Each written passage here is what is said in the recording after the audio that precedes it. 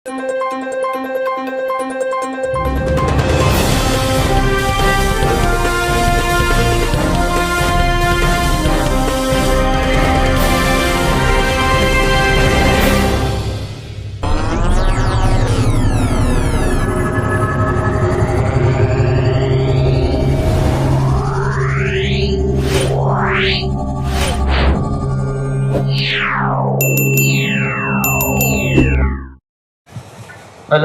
Hello से जय हरि हरि बोल। সভাধিপতি আমরা কমিটির সমস্ত নেতৃত্ববৃন্দ সহ করে নিচ্ছি।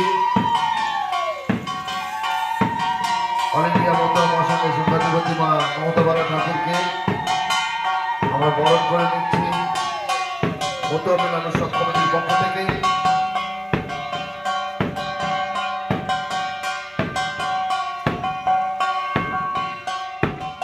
আমাদের মধ্যে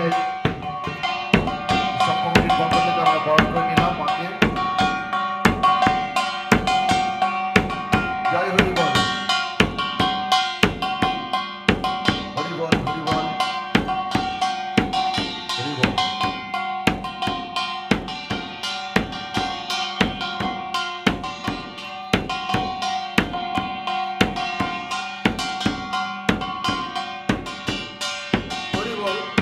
আমাদের মধ্যে উপস্থিত হয়েছে সারা ভারত মতুয়া মহাসংঘের সভাধিপতি মা মমতা ঠাকুর মহাশয়া। তাকে আমরা কমিটির পক্ষ থেকে বরণ করে নিচ্ছি। হরি বল, হরি বল। আমরা দিয়ে আমাদের মধ্যে এসে উপস্থিত হয়েছে হরি বল, হরি বল, হরি বল। সারা ভারত মতুয়া মহাসংঘের সংঘাধিপতি শ্রদ্ধা মা মমতা ঠাকুর মহাশয়া আমাদের মধ্যে উপস্থিত হয়েছেন। অন্য জায়গায় শত ব্যস্ততার মধ্যে দিয়ে আপনারা জানেন এই সময় শত ব্যস্ততার মধ্যে যে শুনানিতে ডাক পড়ছে, এখানে গিয়ে তথ্য দেখাতে হচ্ছে, এটা আশঙ্কা যে তারা কি আদৌ থাকতে পারবে, তারা কি ভোটার হবে, কি বলবেন? হ্যাঁ, এই তো একটা মারাত্মক। আমরা বিজেপি এটাকে নির্বাচন কমিশনকে হাতিয়ার করে তার মাধ্যম দিয়ে এর আগেও এসআইআর হয়েছে, কিন্তু সেটা তো এতটা ভয়াবহ ছিল না। যারা মৃত ভোটার তাদের কেটে দিত, যারা এক জায়গা থেকে 2 জায়গা 3 জায়গা ভোট সেটা কেটে দিত। তো এই যে ঘরে ঘরে যে বিএলআরদের দিয়ে যেভাবে আজকে মানুষকে হয়রানি করছে, একটা আতঙ্ক মানুষ এবং বিরোধীরা পর্যন্ত মারা যাচ্ছে এবং একেবারে সর্ব উপরে সেখানে আজকে নোবেল পুরস্কারের আমাদের অমর্ত্য সেন তাকে পর্যন্ত সেখানে আজকে এই বয়সেও তাকে ডাকছে। ভয় আতঙ্কে আছে ভারতবর্ষের মানুষ এবং পশ্চিমবাংলার মানুষ, আবার বিশেষ করে ওপার বাংলার মানুষ যারা আমরা মতো সমাজের এবং সেখানে বিজেপির এক এক সময় এক এক সময় কথা বলছে। শান্তনু ঠাকুর বলছে যে 50 লক্ষ যদি রোহিঙ্গা এবং মুসলমান যদি বাদ পড়ে তার ভিতরে 1 লক্ষ মোটেও বাদ পড়লে আমাদের কোনো কিছু আসা যায় না। তাহলে কোথায় সেই 50 লক্ষ লোক আমার 5000 কি 500 লোকের দেখেন না মুসলমান বাদ পড়েছে কিনা, রোহিঙ্গা কত বাদ পড়েছে। এই যে মানুষের ভিতরে তাদের ভোট নিয়ে তাদের হয়রানি করা, আদৌ তারা ভোট দিতে পারবে কি না সে একটা সংশয়। দ্বিতীয় জিনিস হচ্ছে এসআইআরের মাধ্যমে আবার এখন বলছে যে নির্বাচন কমিশন যে এসআইআরকে সেখানে সিএতে একটা করছে ডকুমেন্টে, সিএ ডকুমেন্ট দিয়ে। তাহলে 2019 থেকে আজও পর্যন্ত কটা মানুষকে তারা নাগরিকত্ব দিয়েছে। সুপ্রিম কোর্ট বলছে যে সিএতে অ্যাপ্লাই করলেই যে সে নাগরিকত্ব পাবে, যে ভোট দিতে পারবে, এটা ভুল কথা। তার ডকুমেন্ট দিতে হবে, মুখে মুখে বললে হবে। আপনার ডকুমেন্ট প্লেস করতে হবে, তার ভিত্তিতে আগে নাগরিকত্ব হতে হবে, তারপর ভোটের অধিকার পাবে। এই যে এত ভাওতা, এত মিথ্যে প্রতিশ্রুতি দিয়ে ভারতবর্ষের মানুষকে, পশ্চিমবাংলার মানুষকে পাগল বানিয়ে দিয়েছে। তো সেখানে আমরা বলবো যে জনগণই শেষ কথা এবং যাতে আমরা বারবার করে নির্বাচন কমিশন অভিষেক বন্দ্যোপাধ্যায় আমরা নিজেরাও গেছি, সেখানে অনুরোধ করেছি, হাত জোড় করে অনুরোধ করেছি যে আপনারা আধার কার্ডটা মাস্ট করে দিন। ভূতের ভোটার যেটা আছে সেটা কেটে যাক, আমাকে আপত্তি নাই, মৃত্যু যেটা সেটা কেটে যায়। কিন্তু যারা বৈধ ভোটার 2002 থেকে আর 2024 পর্যন্ত ভোটটা নিল, তাদের সরকার গঠন হলো তাদের ভোটে, এখন তারা বলছে বৈধ নয়। তো তাই সরকারই তো বৈধ নয়, আগে সরকার ফেলে দিক, তাহলে তারপরে সেটা সব জায়গায় এসআইআর হোক, তার কারা ভোট দেবে, ফিরে আবার নির্বাচন হোক। তাহলে এই যে মানুষকে হয়রানির ভিতরে তারা ফেলছে, আতঙ্কে মানুষ মারা যাচ্ছে, একটা ভোটের জন্য একটা ফ্যামিলি নষ্ট হয়ে যাচ্ছে, তাদের পরিবারটা নষ্ট হয়ে, জবাবটা কী দেবে? নির্বাচন কমিশন দেবে না নরেন্দ্র মোদী আর অমিত শাহ দেবে?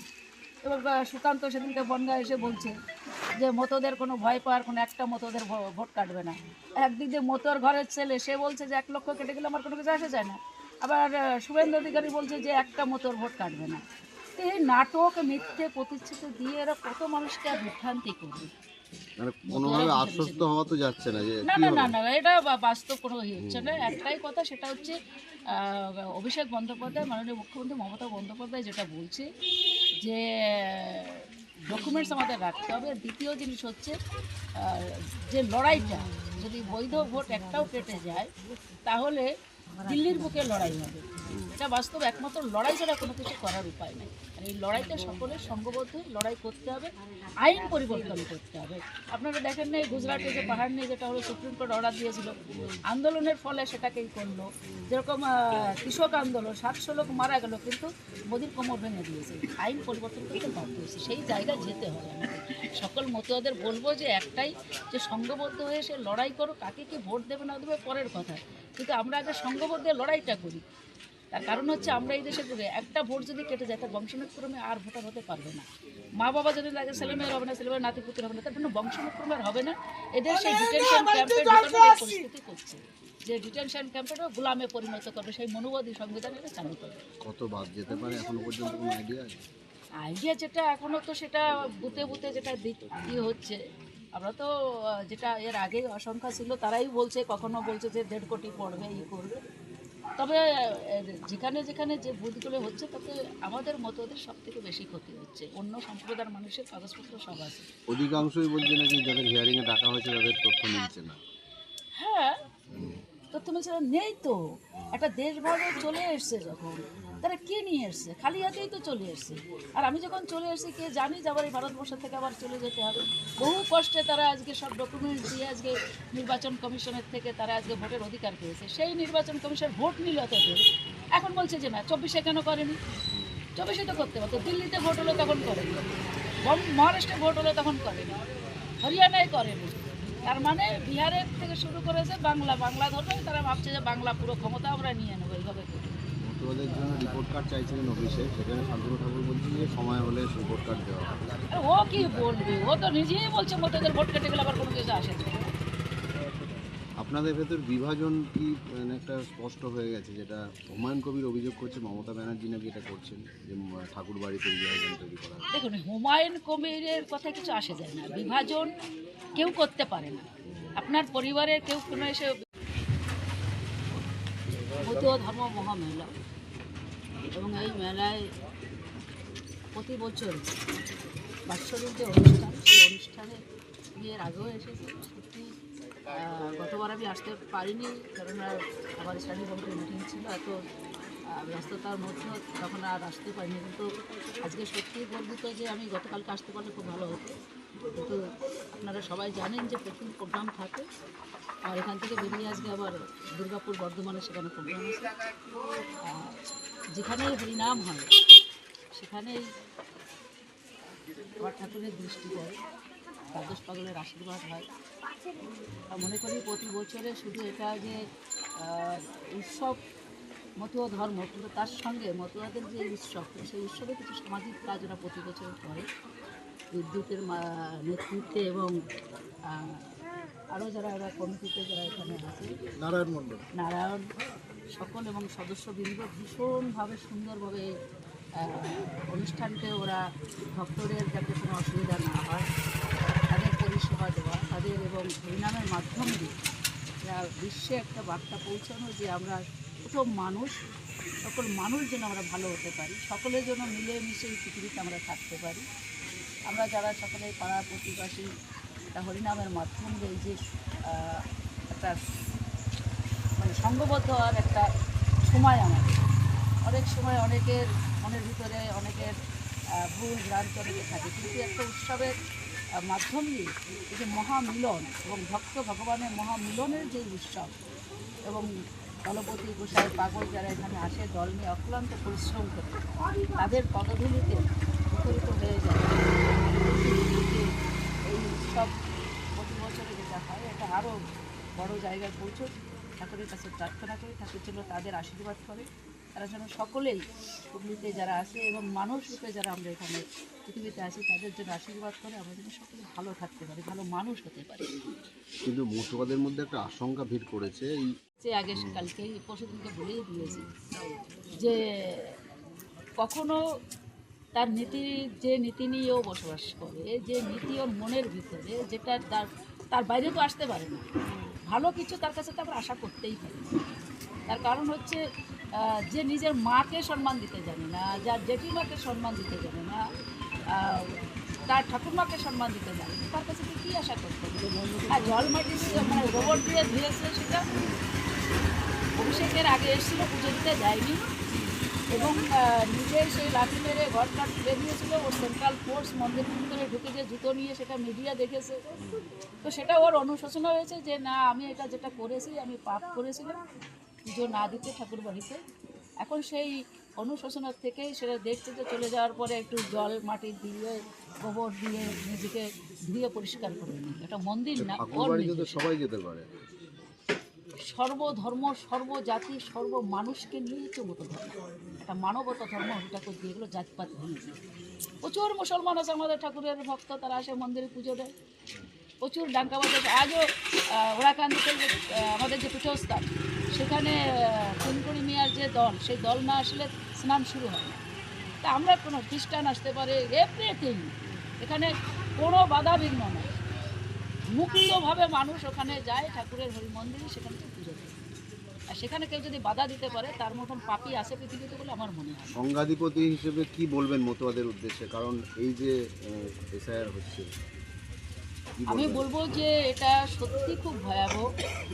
সবাইকে বলবো যে যেখান থেকে যার সব থেকে বড় হচ্ছে এসসি কার্ড যদি থাকে সেটা রাখতে হবে। যদি একই পরিবারের কোনো জায়গায় যদি ডকুমেন্টসের সঙ্গে থাকে তাদের নাম, সেই কাগজপত্রগুলো জোগাড় করতে হবে। ডোমিসাইলের যে সার্টিফিকেট দিচ্ছে সেটা জোগাড় করতে হবে।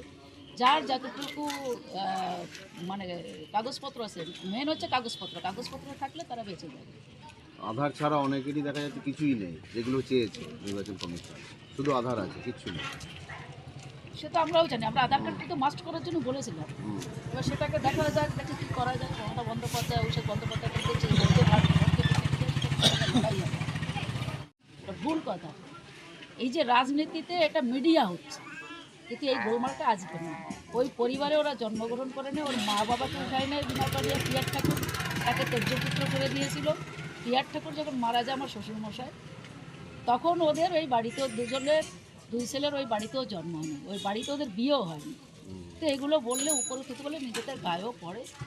আজকে এই গোলমালটা 1991 থেকে শুরু।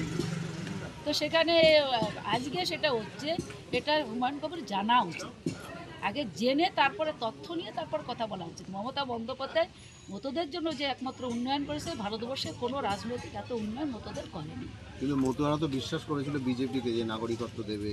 হ্যাঁ, তাদের একটা সম্মতরে যে বিশ্বাস করেছে এটা ভুল কথা। কিছু লোক বিশ্বাস করেছিল, বিশেষ করে তো সিপিএমের লোকগুলো টোটালটা শিফট হয়ে গেছিলো বিজেপিতে। এবার কিছু লোক বিশ্বাস করেছিল, তার কারণ হচ্ছে তারা বলেছিল নিঃশব্দ নাগরিকত্ব দেবে।